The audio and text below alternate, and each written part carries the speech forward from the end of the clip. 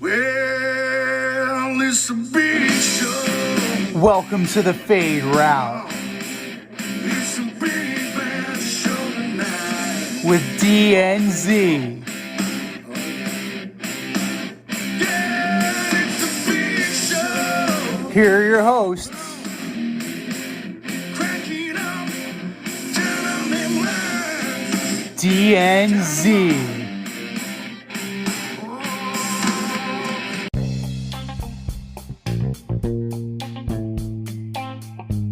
Welcome everybody to this week's episode of the Fade Route with DNZ, IMZ, and we have a big show for you. As always, we have the division that nobody wants to win in the AFC.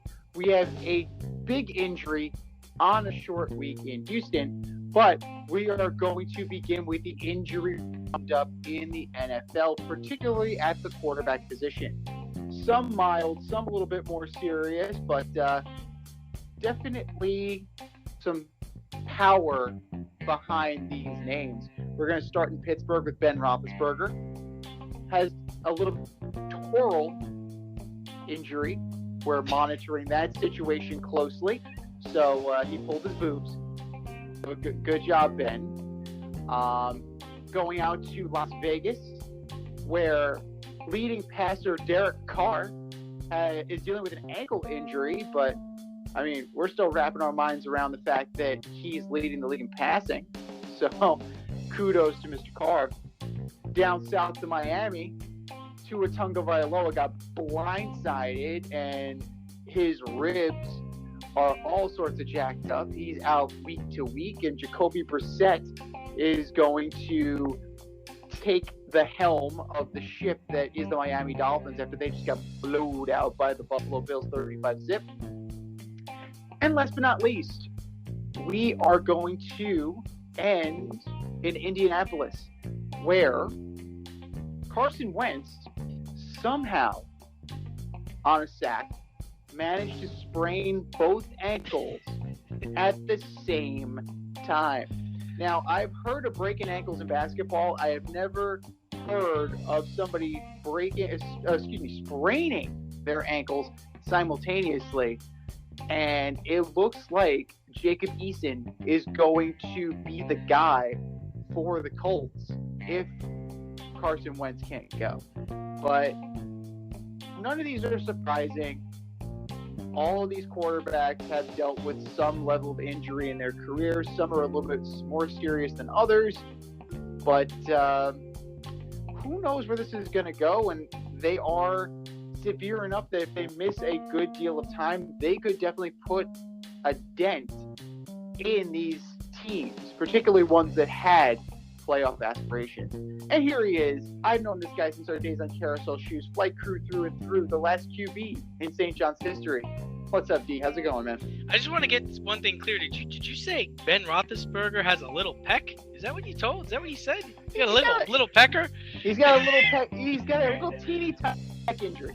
Oh! Yeah. I thought you said he had a little pecker. Oh, man. No. I mean, not that I know of. I'm not aware of that, and Not that you can remember, huh?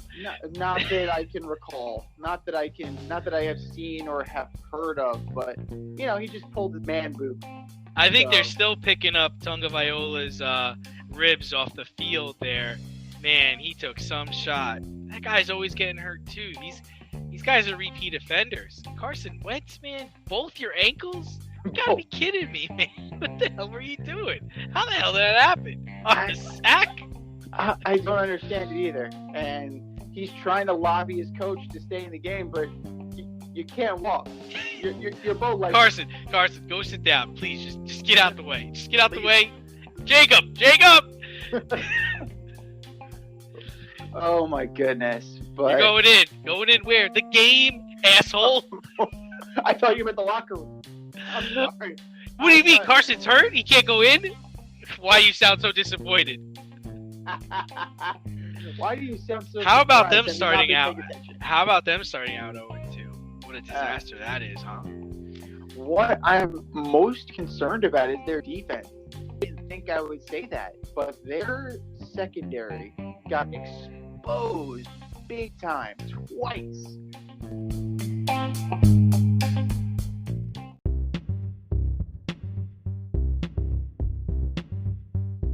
It's time for the Fade In, where we give a nod to the trending sports stories of the week.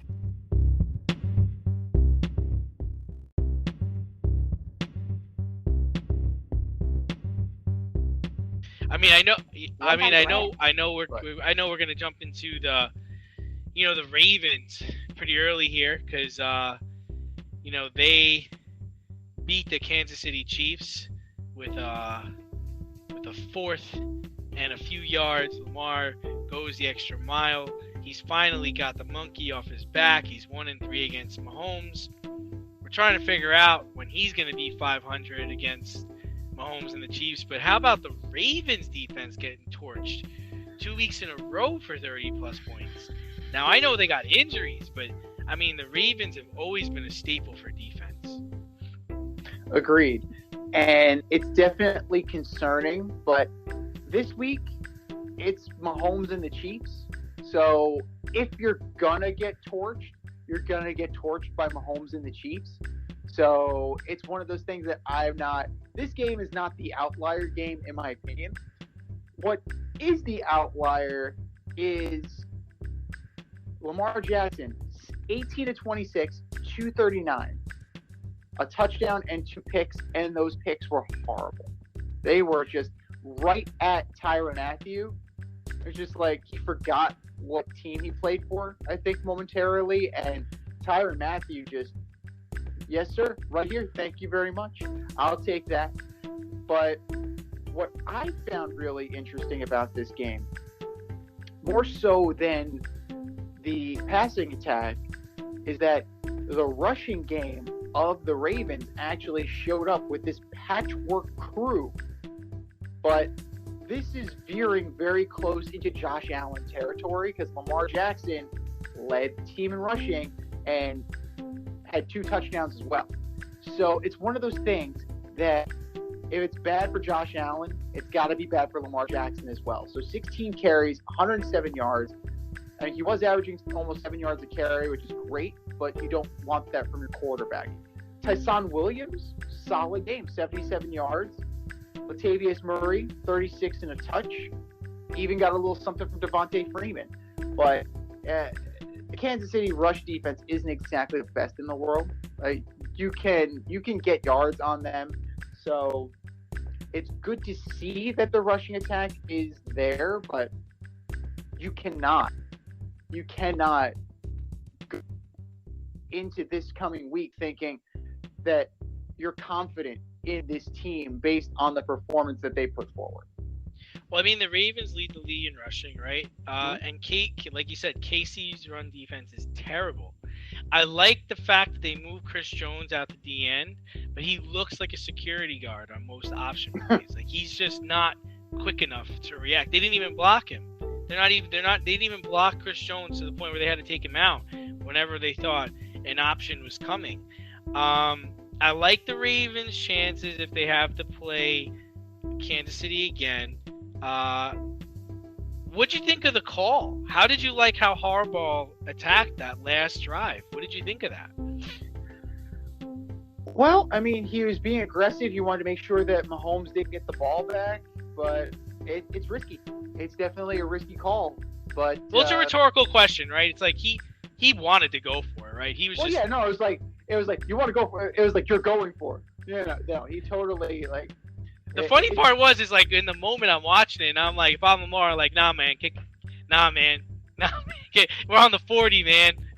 But then again, I'm thinking Lamar's like, I don't want to give Pat back the ball. Like, right. I just don't think what Lamar does is sustainable.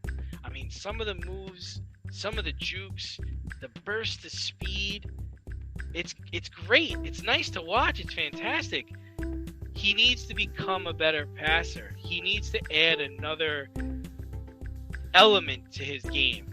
And I think I was talking to a buddy of mine this week, and I really think the running quarterback dies with Lamar Jackson. I don't think teams after him are going to go get I'm not gonna say he's one-dimensional, but that run-strong dimension of a quarterback. Like, Kyler Murray's a passer, man. That guy could throw. He's a baseball player. That guy's a baseball player. He could throw the ball. Lamar Allen up in Buffalo, he's a big kid. He got a big arm. I mean, he can run, but he got a big arm. I don't think that Michael Vick style, Lamar Jackson style, I think this is the end of the road for that kind of player. I hesitate to put Lamar Jackson and Michael Vick in the same sentence just because Michael Vick could chuck it 70 yards in the air with accuracy. Yeah. That's the one thing. Yeah. I mean, from what I see of Lamar Jackson, like, it's a very line drive kind of throw, and that's pretty much all I see from him. I don't see a lot of touch. I don't see a lot of air under it. It's very just, it's very one-dimensional. You hesitate to use the term, I'm going to use the term. It is a very one-dimensional kind of. And he's dynamic. Don't get me wrong, he's dynamic, but it's almost like what the Chiefs get into sometimes, right? We've talked about the Chiefs' offense, where it's all about getting their receivers, their tight ends need time to get into their routes and get downfield. So Pat can drop back, he can run around a bit, and then chuck it. But every once in a while, you want Pat to take that Brady drop where he gets to his spot and then he whips the 15-yard out, or he whips the 25-yard comeback. Like, you want to see that every once in a while, and you don't get that with Pat, and you sure as hell don't get it with Lamar. But I just think in this league, you do need that element. No, you absolutely do. You need to have. If you are going to have legs, you better make sure you can deliver the ball too. And that's where a guy like Kyler Murray is a little bit more differentiated than a guy like Lamar Jackson, because Kyler Murray is elusive as hell. Like, he's elusive. I find that the way Lamar Jackson runs, it's not to elude. But he's actively trying to run for yardage, whereas Kyler Murray, Russell Wilson, they're extending the play. I get what you're saying, yeah. Yeah, so it's just a different style, and it's not something that's conducive to a long career. No, I completely agree with you in that regard. But speaking of guys who may not have long careers based on before we go on to the next subject, I do want to give a lot of credit to the Ravens defense, because the game plan was outstanding. We're gonna take Tyreek Hill out of this game. We're gonna put 3 players on him, and you're gonna have to throw it to Robinson, Pringle, Hardman, and Kelsey. But Tyreek Hill is not beating us today, and it worked. I don't know if it'll work the next time around, but it worked on Sunday. That's the thing about Andy Reid's offense, is that it's probably not going to work again, because Andy Reid is a savvy coach.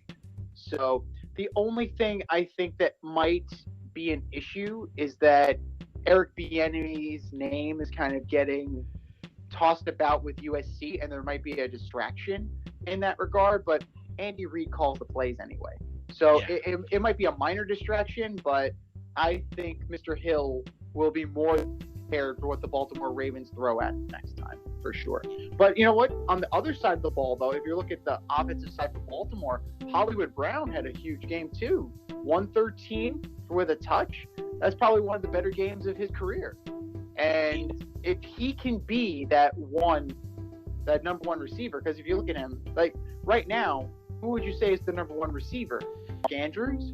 I think they really want Sammy Watkins to be that guy, and they want to be able to run Brown on the deep stuff and run him out of the slot, but it's hard. Andrews hasn't really shown up this year yet. No. I mean, he's got I think 6-7 catches in the 2 games, no touchdowns. Meanwhile, this guy I think was either first or second in touchdowns for a tight end last year. I think he had 10 or 12 touchdowns. Yeah, well, he certainly is getting paid like it, that's for sure. And I wonder, as the season goes along and you only have Brown and Watkins really performing, Are they going to regret not trading for Julio Jones like a couple of guys? I'm just going to say us suggested. Looking to break into broadcast media, web development, social media marketing, or filmmaking? Then CSB is the program for you. From day one, you'll be trained hands-on by industry pros like friend of the show Rob Adams, whose goal is to get you trained and get you working in months, not years. CSB offers 8 and 16-week programs in small class sizes designed to give you the personalized attention you need. If you can make it in person, there are 5 East Coast locations. If you can't, they offer virtual classes too. How great is that? And once you graduate, you become part of the alumni network that gets you to the front of the line. Trust me, I'm an alum myself. Go to gocsb.com today, request more info, set up a studio tour, and who knows, you may very well be on your way to a career in broadcast media. That's gocsb.com and tell them Z sent you. gocsb.com. But speaking of guys who may not have long careers, based on what we've seen so far, Trevor Lawrence, Justin Fields, and Zach Wilson have all struggled in a limited sample size. I will be fair. It's a limited sample size, only 2 games. Is there anything to be optimistic about with these 3? I mean, if you're Jacksonville, you tell yourself, we'll build around Lawrence. He's got an awesome arm, and he's shown that. And they got a rookie head coach. I mean, yeah, he's been in college, but this is a new game for him. If you're the Bears, you feel Nagy should be fired at some point this season. And they got a steal in Justin Fields, right? I mean, yeah, you traded up for him, but you never anticipated that he was going to be there. But if you're the New York Jets, I guess you're excited about basketball season being around the corner. I mean, that was brutal. From Zach Wilson's first 10 passes, 4 of them were intercepted. While Mac Jones is on the other sideline, controlling the game, did not turn over the ball, only had, I think, 170 yards passing. He didn't light it up, but he got the first win of the season. And it was at MetLife Stadium. It was against Zach Wilson. The Jets' offense looks inept, and they're just awful. Yeah. And, Robert Saleh, his reputation is a rah-rah guy, but you don't really see that much on the sidelines. Usually hands on his knees, doubled over. So... That's already a bad look. He's doubled over. It's only week 2. Well, the thing about it is like I always said that he needed to get rid of the rah-rah once he became a head coach. But, I mean, I didn't watch the whole game. I watched the 4th quarter, and you got his defense of, like, getting stuffs and getting sacks, and they're pounding their chest and screaming like they got a 15-point lead, and the stadium's empty, guys. It's like, what are you pounding your chest about? They're running the ball. The whole world knows they're running the ball. So what? You stopped them. They got 22 points. You got 3. Exactly. But of the 3 rookie quarterbacks, it should be noted, and it's pretty, it's innocuous. It's innocuous at the time, but Zach Wilson has the best complete percentage of the 3. So think about that for a second. You're just trying to give him some dap, man. I'm grasping at straws here. Of the 3, granted, Justin Fields has only thrown 15 passes, so that's a 53.3 percentage, whereas Wilson's at 55.7. So hey, something to hang your hat on. However, when you've had 70 attempts and have already gone to the other team, that's not good. That's just not good. I don't know. I mean, I don't know how you feel. I don't know how people feel. I don't know how Jets fans feel. I don't know how front offices feel. I mean, that's why I say, Jacksonville, I feel like they've got to be optimistic about it, right? It's like, we got the best quarterback in the draft. He got the biggest arm. He's showing it. He's making mistakes, but you know what? We'll get a top 5 pick again, and we'll get better. I mean, we'll get better. And if you're the Bears, you're like, well, we landed this guy in the double digits. We traded up for him, And Andy Dalton's really the guy, and Nagy in this system is awful. So okay, but if you're the Jets, it's like, what are you hanging your head on? That's why I'm saying I can't see where the optimism is there. Like, when Jet fans left that game, what were they saying to themselves? Are you saying, well, here we go again? Are you saying, well, we're rebuilding? Is that what just took place in that building? They've been rebuilding for years. And then you look at the Patriots and like, well, wait a minute. That guy looks all right. Like, do we need to take this kid at 2? No, clearly. Like, if you go back to our draft boards, not Shays and not the Kuipers and not the so-called experts, alleged expert. Now, we might have to start doing that too. In addition to alleged superstar, alleged expert. We had Mac Jones up there. Like, it goes without saying how highly we thought of him. But he is clearly the class of this quarterback class right now. Well, the 49ers got to feel good too, right? We're 2-0. Yeah, we're 2-0. And our guy's learning every day. He is. Why? Because he's behind Jimmy G. There's a veteran presence there. Who's 26? Who's 26-8, I think, in the regular season, or some stupid number, 28-5. I think he's 26-8. I think you're right. It's 26-8. But he doesn't lose. If he starts, the dude doesn't lose unless it's the Super Bowl. So, he's definitely, like, Trey Lance is in a good spot behind a veteran with a capable team. Fields, I mean, he's in the morass that is the Chicago Bears, because you have the 2 quarterbacks plus him. You still have Foles, you still have Dalton, and you have this just tug of war that's going on, because you had Matt Nagy being non-committal, and then a PR guy coming out and saying that Dalton will start once he's healthy again. It's a mess in Hallis Hall. There's a mess. It's a fucking mess. It's a shit show. But Chicago did win, okay? And another team that won over the weekend were the Cowboys. That comes down to earth in the win, but does this team, maybe this is the recipe for them to be victorious, is to have balance with Zeke and Pollard and Dak and the whole ensemble there. What were your thoughts?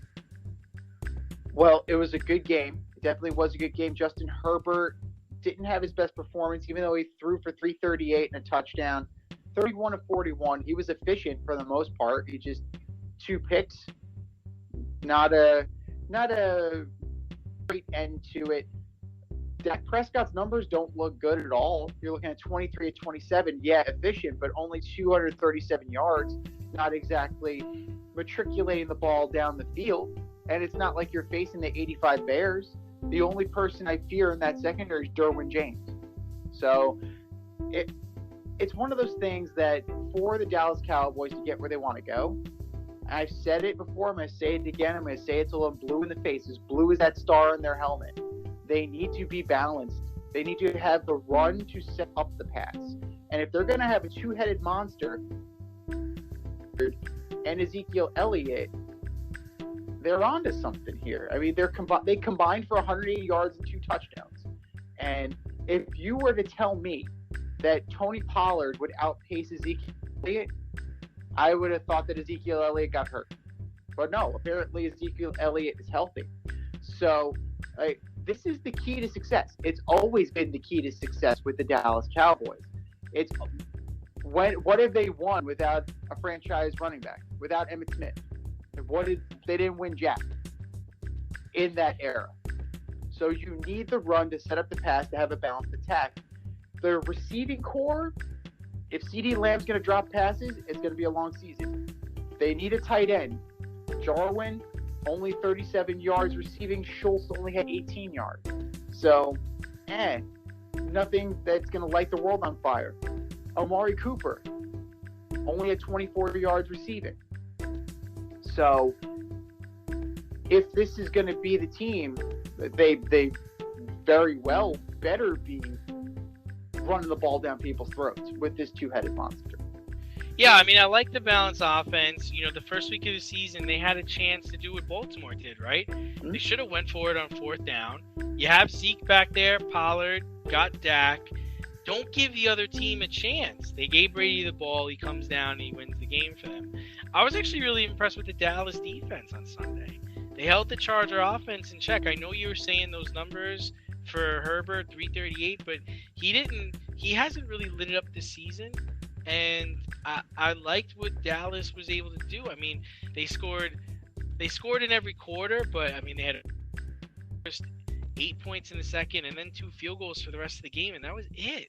That's pretty good for that Charger. That Charger team is explosive. And they have Jared Cook now as their tight end, and Eckler's healthy and he's back, and we all know how good Keenan Allen can be. They held the Chargers offense in check. They were impressive. And this was the Chargers opening up again in their new stadium with their fans. And they played well. Interesting thing about Dallas, though, offensively, 14 points in the first quarter and then 2 field goals in the fourth quarter. Yeah, that's one thing, though. I know you said they were opening a bit. I know you're saying that the Chargers were home, but if you didn't listen to it on mute and you actually had the volume up, it sounded like there were more fans than Charger fans there. So that probably was true. The Charger fans do not travel. If they're outside San Diego, they're not coming. Tony Pollard averaging 8.4 yards a touch. That's absurd. Absurd. Tony Pollard's a decent backup. He definitely is a decent backup, and he can carry the load at least for a little bit if Ezekiel Elliott's hurt. So I like him. I like that backfield mix. They just need to not abandon the run. If you abandon the run and you have Dak Prescott chuck 50-something passes, something is very, very wrong. Something is very wrong.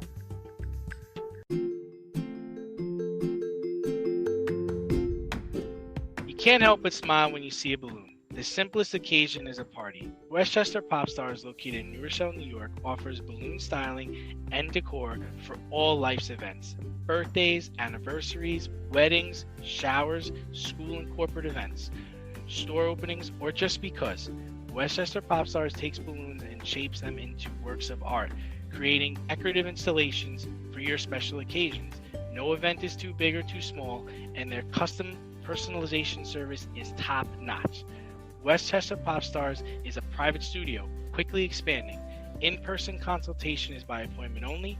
Send an email to westchesterpopstars@gmail.com for more information or to schedule an appointment. No need to hire an event stylist. All you need is balloons. Currently servicing Westchester, Putnam, New York City, and Connecticut. To find Westchester Pop Stars, search for them on Instagram, Facebook, or Google.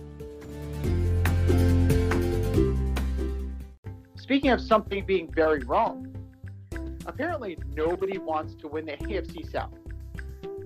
You have the sorry, no-account Jaguars. We've gone over them. We have Indianapolis Colts, both 0-2.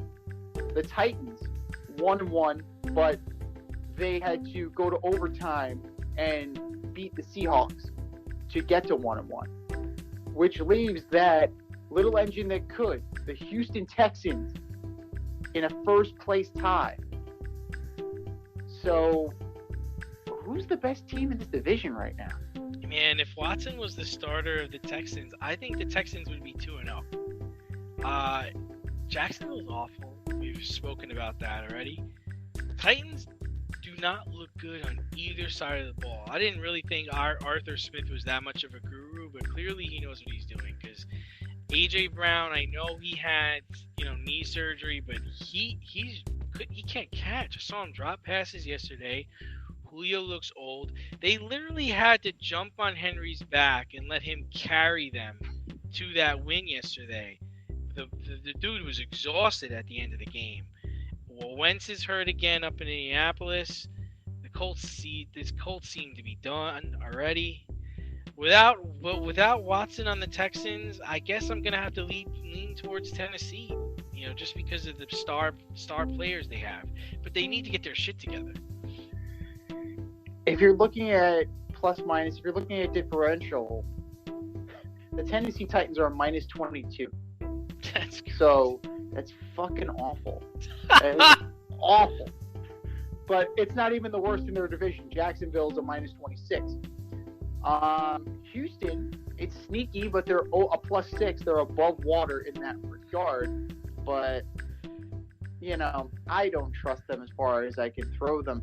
And we're going to get to Arthur Smith later, at least part of Arthur Smith in the alleged superstar of the week conversation.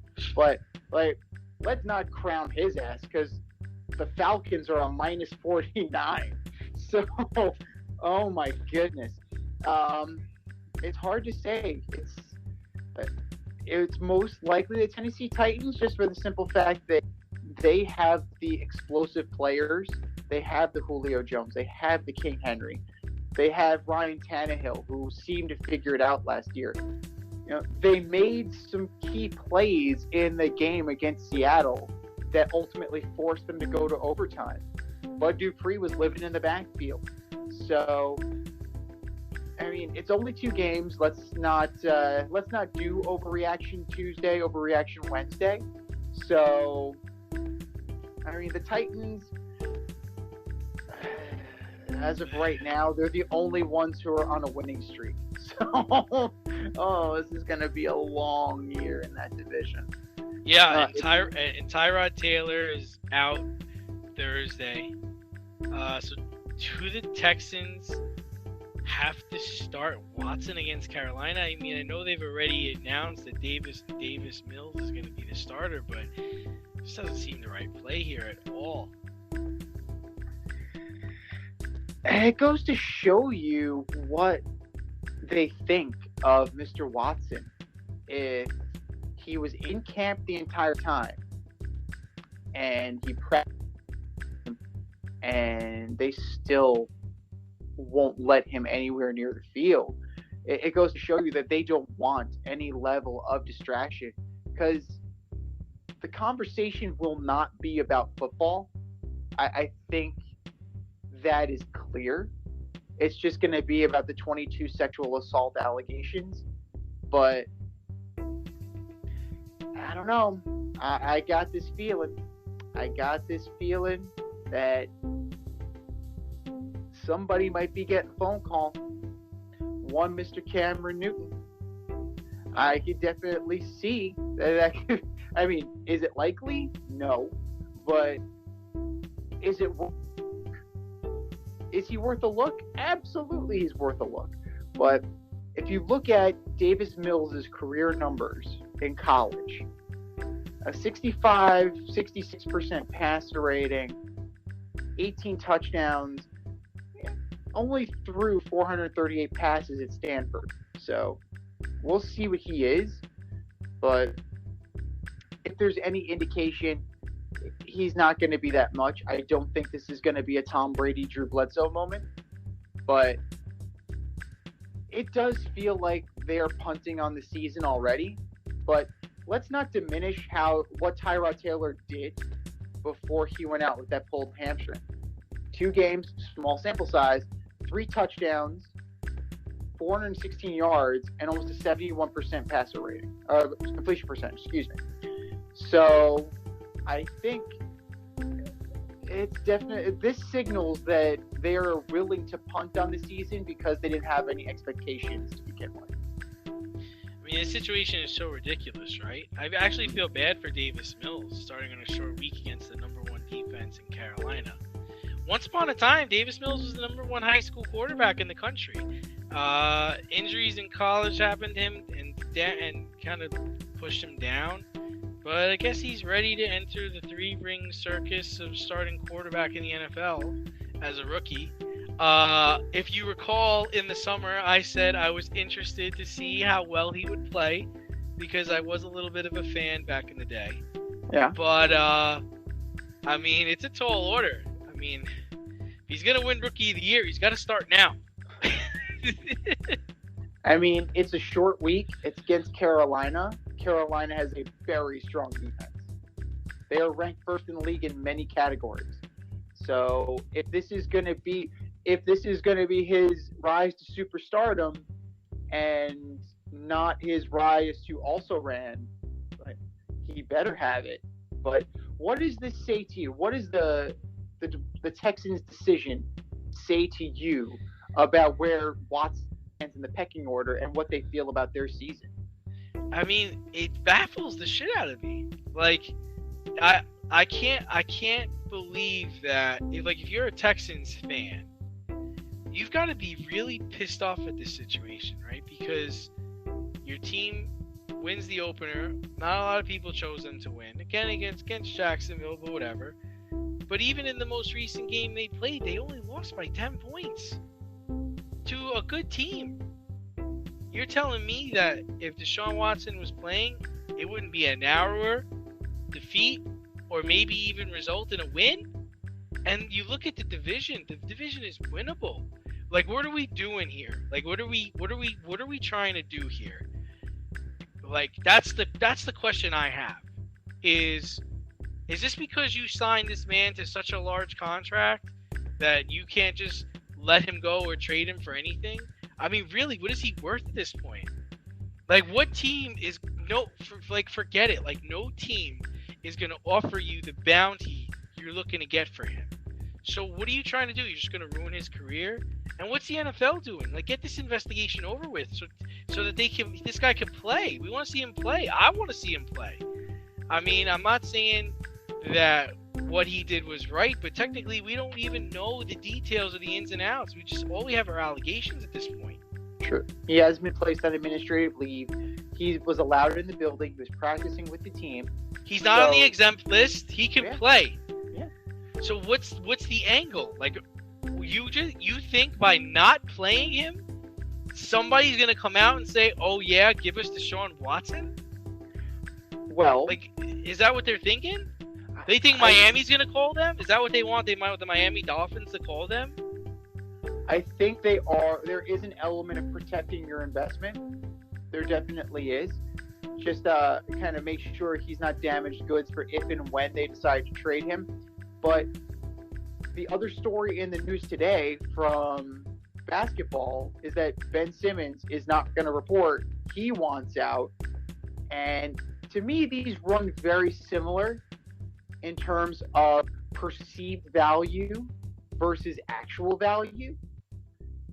Because minus the sexual assault allegations, Ben Simmons is in a very similar position. The organization views him one way, but everybody else views him a different way because of mitigating circumstances. For Watson, those mitigating circumstances is the 22 sexual assault allegations. For Ben Simmons, it's our eyes. So, would it behoove these guys to get in and kind of play nice and then go from there? Deshaun Watson's already done that, and they're not progressing towards a trade from what I've seen. They're sitting on him. They're sitting on him and they're letting it play out. So, but the problem I have, but the problem I have is in the Ben Simmons situation, we know the caliber of a player he is, and he's not worth his contract. And I don't know any team other than the Warriors that might be willing to trade for him. And he's in a situation where he is saying that he's not going to play for the team. On the flip side, with the Texans, we know how good Deshaun Watson is. He is a top 5, top 10 quarterback level of talent. Mm-hmm. So, you know what you're going to get when he gets on the field. And I haven't heard him say that he won't play for the Texans. It sounds like the Texans are not willing to play him. And if you're not willing to play him, then trade him. Well, that's where they are right now. But what initiated the trade talks in the beginning was this his lack of willingness to play for this organization if they were going to at least consult him on certain things like hiring the coach. So there's some elements there for sure, but Deshaun Watson would definitely make this team better, and clearly the organization has set forth an agenda to where they're not going to make that happen. So if you're a Houston Texans fan, you're just going to ride it out for the foreseeable future and see what they can get for him if they decide to move him at all. But how does it end? I don't see how it ends. I think they just end it. They bite the bullet and they take 10 cents on the dollar. That's what's going to happen, right? They're going to have to do that. They're going to have to. I almost feel like they're going to get to a point where they're going to have to cut him, because who's going to trade for him? Every other team has all the leverage. You can't go into the end of the season like this, because you think once you get to the draft, a team's going to be like, oh yeah, let me give them all my draft capital for Deshaun Watson. They'd rather just take a player in the draft because they don't want to pay Deshaun Watson. Like, what do you think? Denver's going to come in and say, oh yeah, we'll give you all that trade capital for this alleged sex offender because we don't think he's going to do it again. Right. Or the Pittsburgh's going to be like, yeah, well, the Pittsburgh Steelers are going to go and give you their draft picks for this guy who didn't play in all of 2021. That's the other thing. He's not playing. What happens if I trade for him and the first thing he does is he sprains both ankles like Carson Wentz? Is that what they're hoping for? They're hoping the Indianapolis Colts give him a call, a little in-division action? That would be interesting for sure. I don't see the angle in this where the Texans end up on top. And I also wonder, is this going to plan? Is this what they play? It's like when the GM came over there from New England, is this how he thought it was going to go? Like, all right, yeah, I'll have a high ask on Deshaun Watson, and somebody's going to pay me. Somebody's going to take him. Somebody's going to want him. Is that how you thought this was going to go? I don't think he did a deep enough dive on the personal side of it, if that's the case. You know, it's that player evaluation, but not the personal evaluation. It's like 22 allegations that really blows some holes in your fucking plan. 22 allegations really hampers your trade value, we'll say.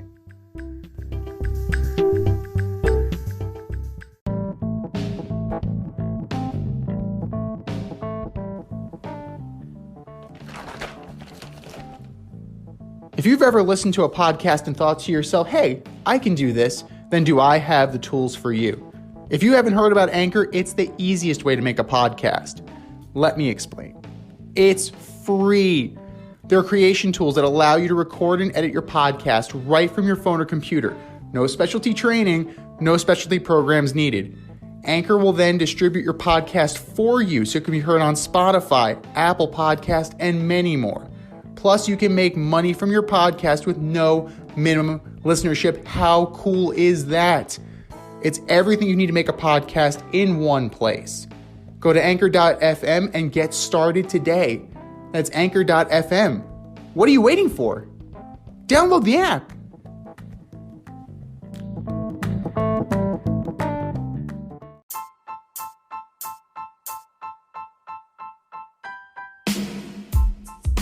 Time for the mail route on the Fade Route. If you want to join us, email faderoutemail@gmail.com. Questions, comments, picks, you name it. faderoutemail@gmail.com.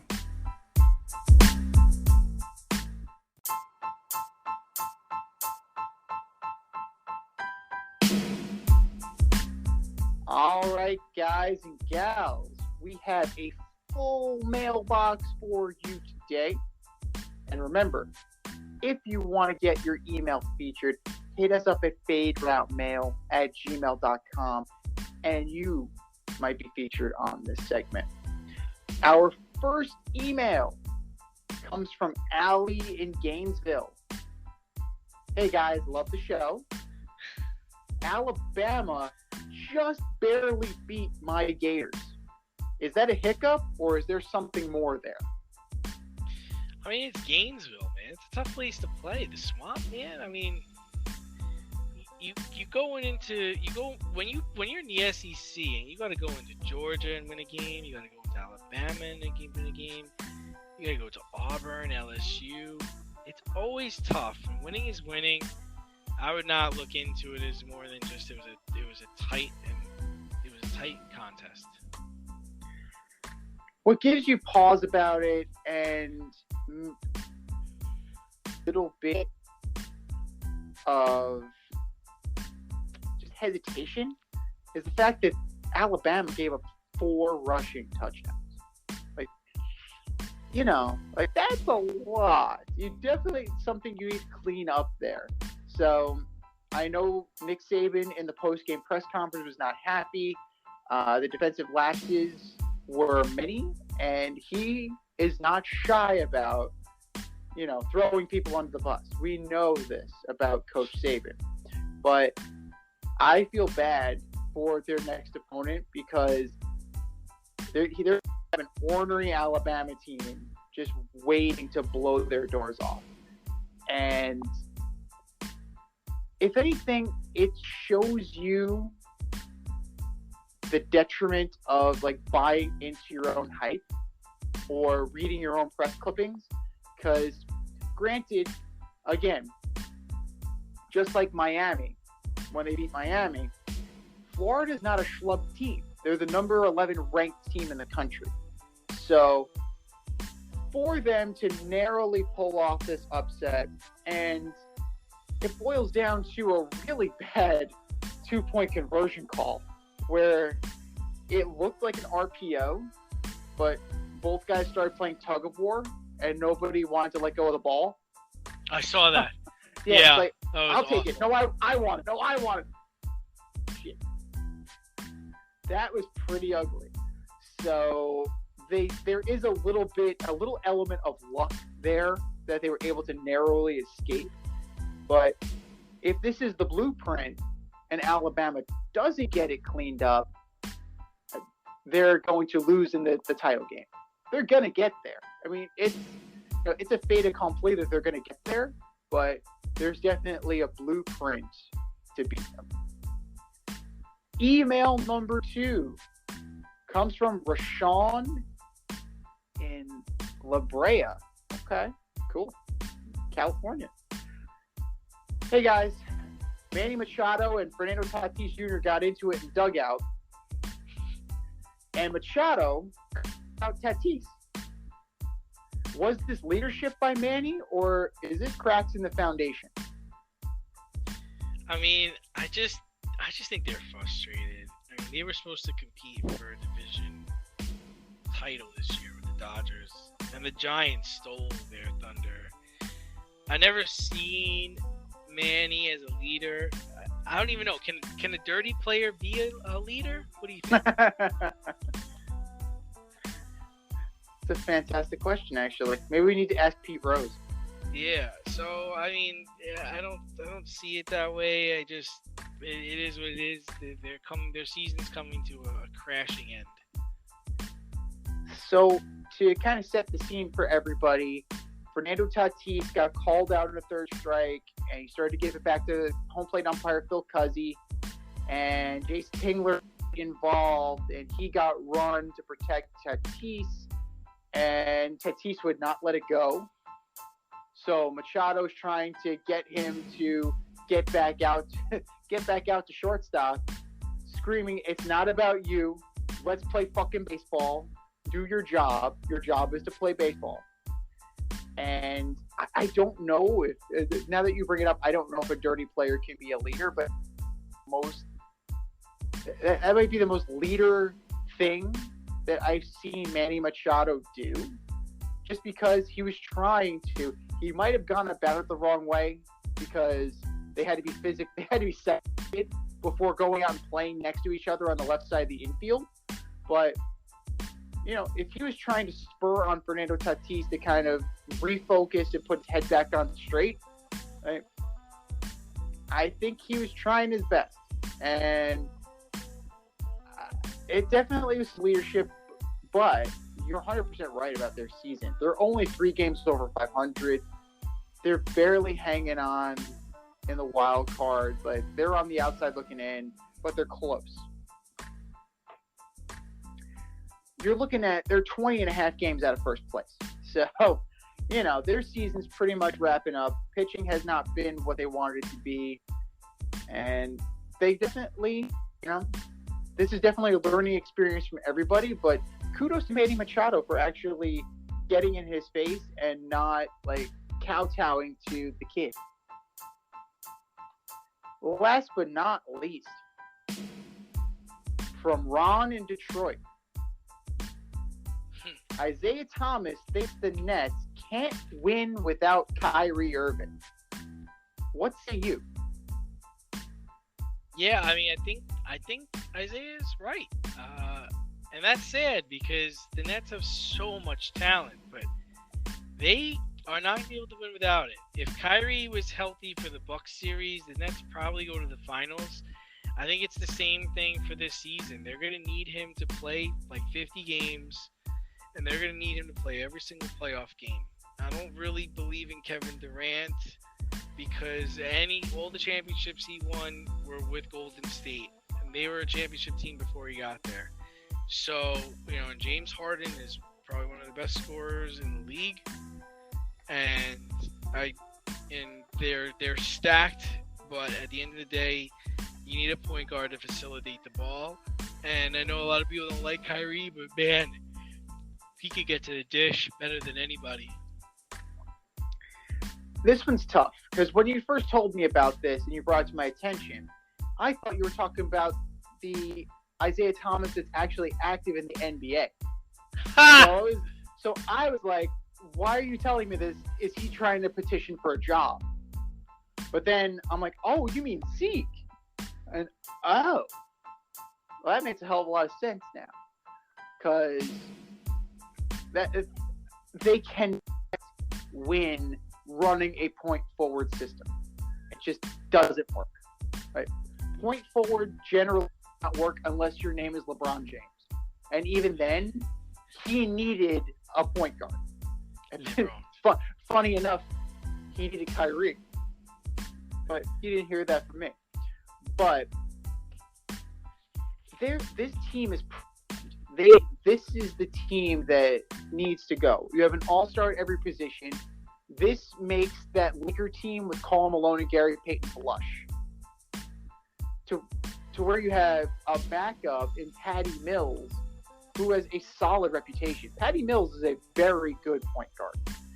If Kyrie Irving does not play, Patty Mills can step in and do a representative job. Is he going to be the superstar that Kyrie Irving alleges? Probably not. But I think he can definitely be a steady influence like he was in San Antonio. But ultimately, this team is an ensemble. Much like the Warriors in the past that you mentioned, all of the guys need to come in, they need to play their parts, and they need to play them to perfection. Anything less than that is going to be something that gets exposed, just like this past year, and that's going to keep them from getting to their ultimate goal, which is an NBA title. So Kyrie, for all the baggage that he brings, his skill is definitely needed in this particular lineup.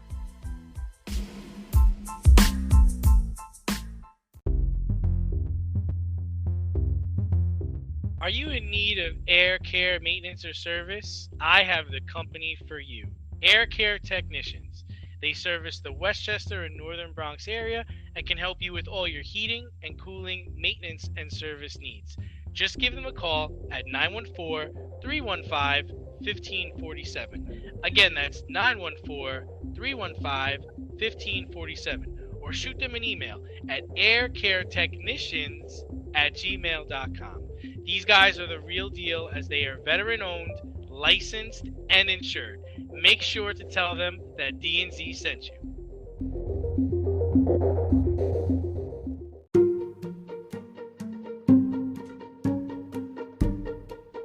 The Fade Store presents the Alleged Superstar of the Week Award.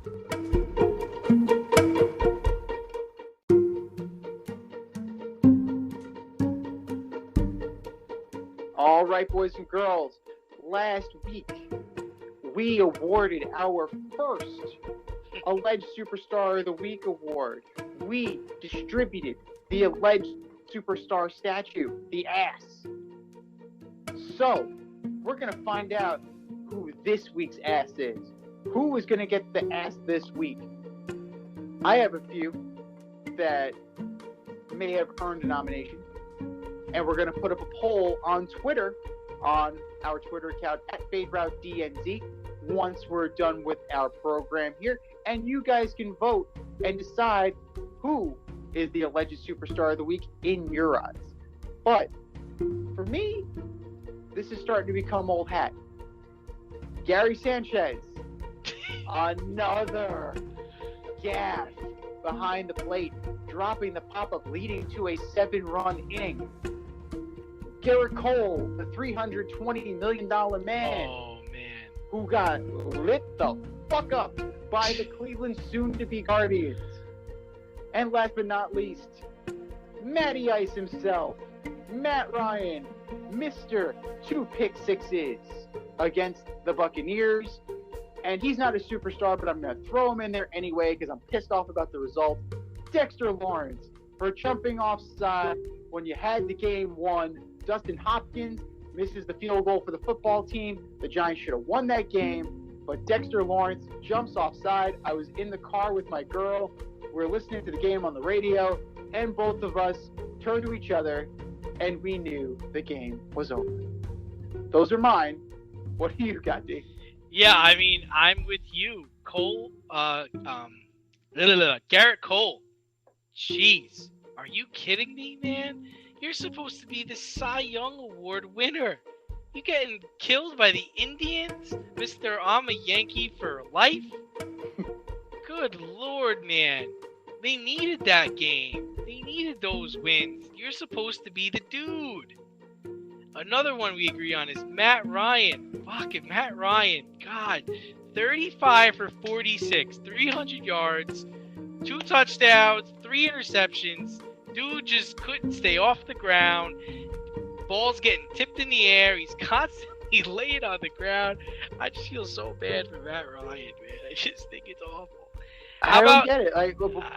To his wife, does he have a safe word so that if she hears it in the press conference, she knows it's coming home? If she knows it's over, like, gosh, man. Because Tom Brady just came in your division and just running your shit. Good Lord, do you have any humility, dude? Josh Rosen had to come into the game. Josh Rosen had to come into the damn game. This guy. Oh my goodness. Man. And Zach Wilson. Jeez. First 2 passes in your home debut were picked off. 19 of 33, 210 yards with 4 picks. Come on, bro. And then in the press conference, he's like, yeah, they should boo me. Oh, come on, man. Don't say that. Just come on. Well, did you hear what? Did you hear the post game on SNY with Leger Douzable and with Bart Scott? No. That they were throwing him under the bus for lack of accountability because he was using the word "we" instead of "I." Oh, it's that BYU stuff. Apparently, like that. You know, because when I think of accountability, I think of Bart Scott. All the time. Oh, Can't wait. And we can't wait to hear from you guys on the Twitter poll. So once it posts, you got a day. Choose wisely at FadeRouteDNZ.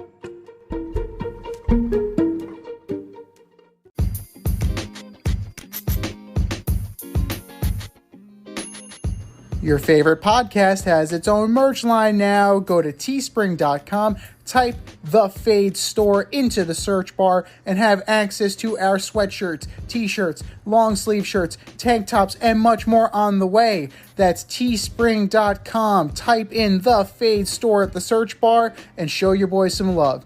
Rep the Fade Route brand only at the Fade Store, only on teespring.com.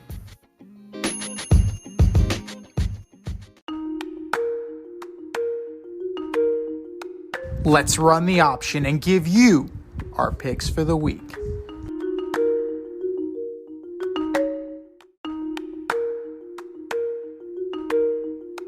All right, boys and girls, it is time for the option for week 3. How'd you do last week, brother? 10-6, not bad. I mean, 10-6. I'm happy. It's pretty good. Staying above 500. Yep, 10-6 is solid. That's where I was too. 425. The 4 o'clock window wrecked me. I went. Oh my goodness. I went 3-3. In the 4. It was just terrible. Absolutely terrible. So hopefully we can clean that up this week and really pump those numbers up, because 10-6, those are rookie numbers. Let's see what we can do for the guys and gals that are listening. Thursday night, the Davis Mills debut. Panthers at Texans. Yeah, I think the Panthers keep it going, man. So I'm going to go with the Panthers. I have no idea who Davis Mills' back is. So if anything happens to him, they are SOL. Panthers roll pretty easily. Yeah, and that's the other thing. It's like, how desperate are the Texans not to play this guy? Like, what if Davis Mills gets hurt? He has a history of getting hurt. What are they going to do? I guess you're right. They're going to have to call Cam. Yeah, they're going to have to do something. Or, you can't even go get Peterman from Vegas because Mariota's on IR. So maybe you call the Bills for Trubisky? Yep. I don't know. Something. Or Nick Foles? I don't know. But not to a sorry no count team. Not at all. We're in the 1 o'clock hour on Sunday. The 0-2 Colts at the 1-1 Titans. Wow, I can't believe I'm going to say this. The Colts are going to start out 0-3. I mean, it's hard to pick a team that's got a quarterback with 2 bad ankles and Jacob Eason starting, man. So yeah, I'm going with the Titans. I'm not going to say the Titans figured anything out when they beat the Seahawks, but this Colts team is bad right now. It is absolutely bad right now, and Derrick Henry should have no problem running over the Colts team. Titans in a rout. Falcons at Giants. This is a tough one. I mean, the Falcons have the worst defense in the league. The Giants are awful offensively. But I can't. I mean, you got to think, if the Giants lose to the Falcons this weekend, their season's over.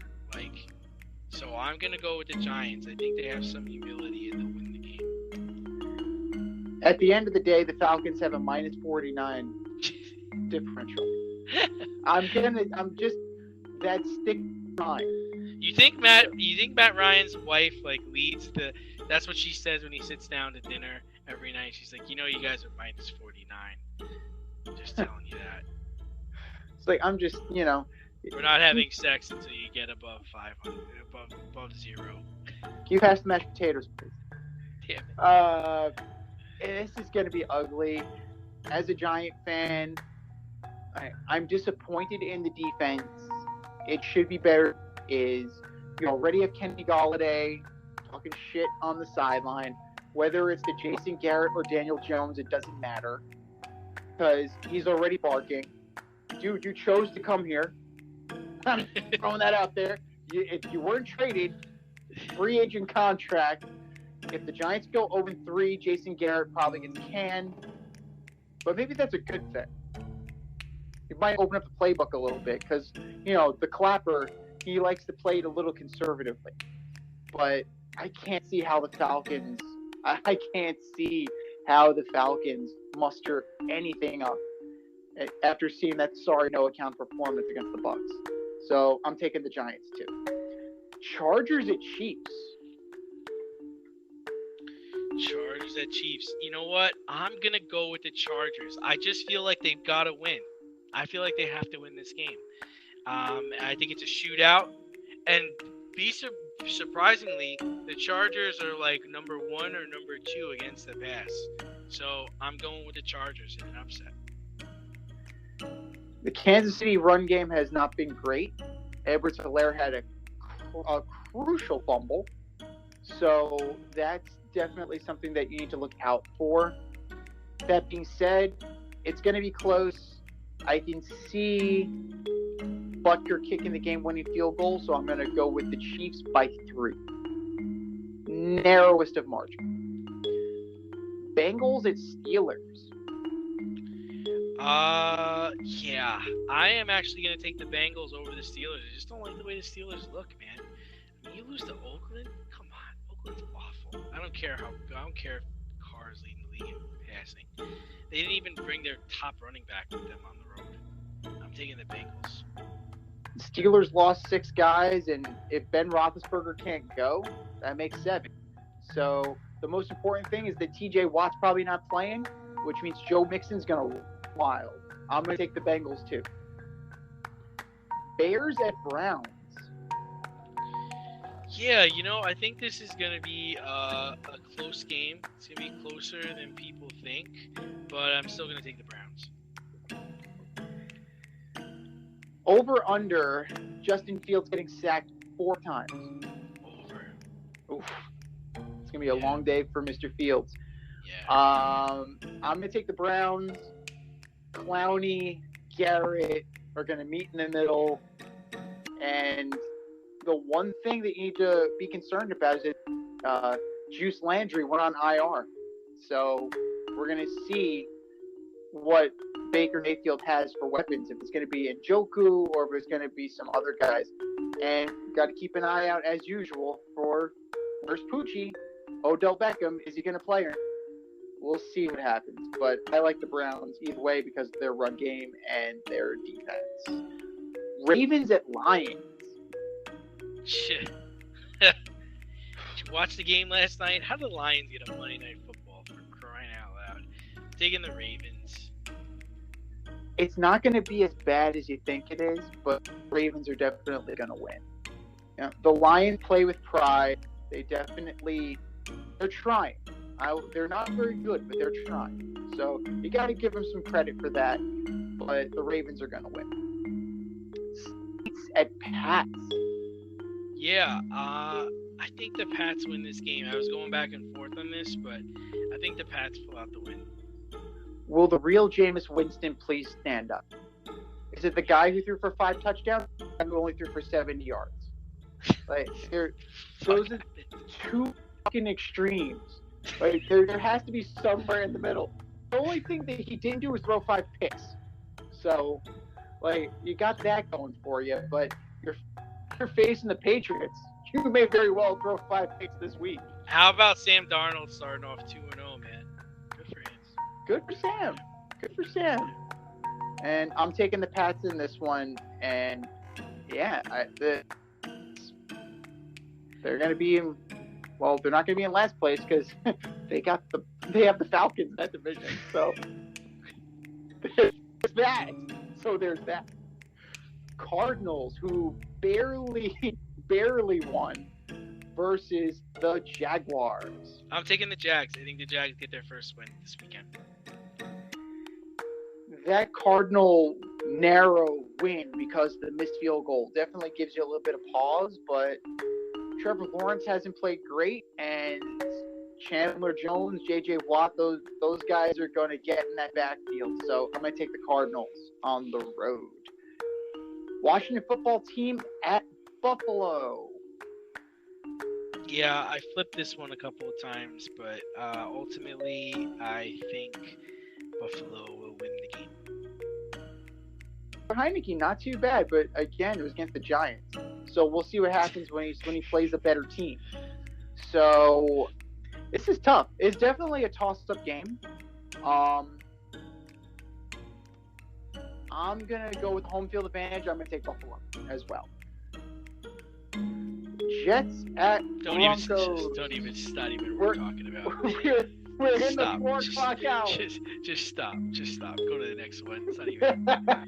Just, don't even. So he's got 5 already. They're gonna lose to. They're gonna lose to Sam, and they're gonna lose to Bridgewater, both quarterbacks who played for them over the last 3 years. Oof, that's oh man. But how many Wilson this weekend? Oh, against Denver? Jeez. At least 3. I'd say 3. I'd say 3 is a good over under. I'm gonna go 4. I'm gonna go 4. He's already got 5, so why not? I'll take the over on that one. Dolphins at Raiders. This would have been a good game if Tua was not injured, but I'm gonna take the Raiders even though they're banged up. Raiders are going to 3-0. Jacoby Brissett did not show any mastery of the offense, and Dolphins just got wrecked by Buffalo. So 35-0. How do you not even kick a field goal? It was your home opener. It's your home opener. I have their kicker on my fantasy team. Awful.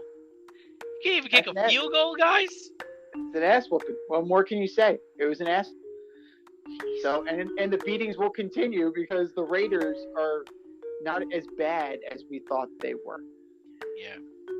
Seahawks at Vikings. I'm taking the Vikings. The Vikings got to win. They lost 2 close games. They got to get a win. Or Zimmer's going to get fired. Zimmer's on the chopping block. Zimmer's got to stop talking shit about his players. He's always talking shit about his players. Like, he used to talk shit about the quarterback when, I forget his name, and now he's talking shit about the kickers. Like, dude, hop off. Like, your defense is so great. Give fucking 30 points to a baseball player, dude. Mike Zimmer is very big on the bravado, and it's his system that drives success. So this is kind of who he is. That being said, I'm going to take the Seahawks on this one. I just don't feel that Russell Wilson is going to lose to this team. And the Vikings are decent, but they're not. They are. They're not great. They're not great. No, but they're good. Right now, they're finding ways to lose. Eventually, they're better than. I mean, the saying is you are what your record says you are. But indeed. I think they're better than what their record is right now. Particularly on offense. That offense Yes. plays. Defense is suspect. It's been suspect since last year. That's run by Zimmer. It's his fucking defense. It's always his defense. So that tells you. But to be fair, last year they let so many guys go in free agency that they were starting so many rookies. So okay, you figure this year's put up or shut up time, and he's still shit in the bed. So he is definitely running out of excuses. We can agree on that one. He's an asshole. The last of our 425 tilts. Bucks at Rams. Somebody's O's got to go. Yeah, it's gonna be a good game. I think the Bucks just have too many offensive weapons, and I'm not a believer in the Rams' new D. I'm not a believer in Stafford. He did not look that great this past weekend. So, Bucks. It's going to be close, but for the sake of argument, I'm going to take the Rams on this one. For the only reason that the Bucks secondary looks shot right now. The fact that they're even considering calling Richard Sherman gives you all you need to know about where that secondary is right now. So I'm going to take the Rams, and, it's going to be a good game regardless. Sunday night special, the 1-1 Packers go to San Francisco to face the Niners. 49ers. This one's tough. This one's a little tough. I'm going to have to go with the Niners as well, even though I'm a little perturbed by their running back situation. But that Packers defense is trash. It's just trash. Yep. I might pick up Jimmy G in fantasy this weekend just because of that. And your Monday night delight. Eagles at Cowboys. I am going to take the Cowboys, but I think it's going to be a good game. It should be a good game. It better be a good game. Ezekiel Elliott. This is their home opener. Yeah. Like, Ezekiel Elliott needs to be the star of this show. Dak Prescott just needs to turn around and hand the ball off. So I'm going to take the Cowboys over under a combined ran for 180 this week, a combined 220 with Pollard and Elliott. Under for sure. Oh, I don't know. Eagles got exposed a little bit, so we're going to see where this goes. Thanks for tuning in tonight. This has been the Fade Route with D and Z. You can catch our podcast on Wednesday nights on the Anchor, Spotify, wherever you listen to your podcasts. Until next time, stay faded, everybody. Talk to you next week.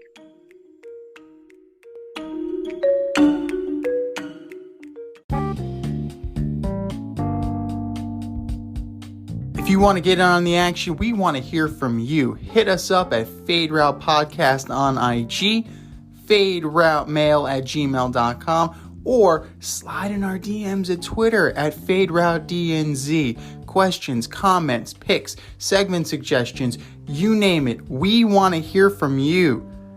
Get at us, in crowd.